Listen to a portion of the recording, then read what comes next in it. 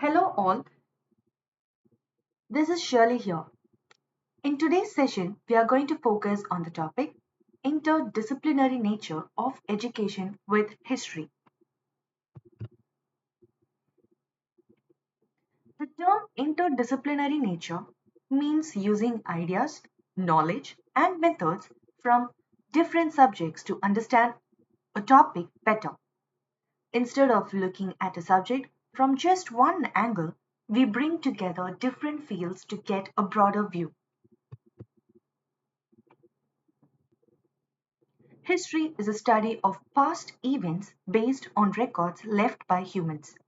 According to John Jacob Anderson, history tells us about important events, including the rise and fall of nations and changes in society. Everything, including education, has a history. The study of how education has developed over time is called the history of education.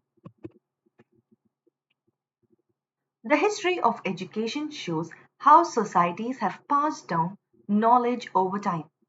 Studying this helps teachers and policymakers learn from past successes and mistakes, shaping better education systems today.